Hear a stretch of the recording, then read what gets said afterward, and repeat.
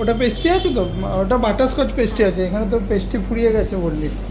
Butterscotch pastry আছে। আর কেকও আমি তো বেশি করিনি, কেক ফুরিয়ে গেছে, সমস্ত কেক ছিল তার জন্য আমি 3টে কেক করেছি।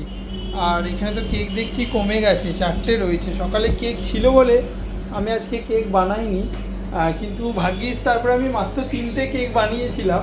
ভাগ্যিস 3টে কেক বানিয়েছিলাম, না হলে আবার কাস্টমার ফিরে যেত।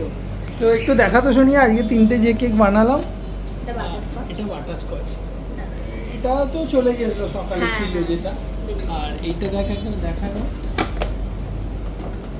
অনেকদিন হলো আপনাদের সাথে কেক মানে শেয়ার করা হয় না, তাই আজকে ডেকোরেশনগুলো খুব ভালো হয়েছে। আর একটা চকলেট আছে, ওটা খোল, মানে তুমি প্লেস কর না।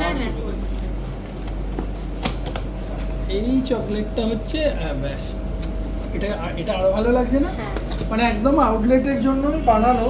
তো আমি ভেবেছিলাম তো আজকে আর বেশি কেক বানাবো না, সকালে যা কেক দিয়ে গেছি তারপর মনে হয় আজকে বেশি কেক বানাবো না, কারণ গত 2 দিন বাজারটা খুবই খারাপ। মানে কেক প্রায় কালকের কেকও আজকে অবধি ছিল, যেটা আমাদের হয় না। মানে 2-4টে ছিল, আর সকালে আমি 2টো দিয়েছিলাম, কিন্তু সেগুলো চলে গিয়েছিলো। আর আমি 3টে বানিয়েছিলাম, সেই 3টে দিয়ে দিলাম। এইটা দেখুন কত ভালো লাগছে, চকলেট কেক। আর এই যে পাইনাপেলটাও ছিল, আর পেস্ট্রিটাও দিয়ে দে।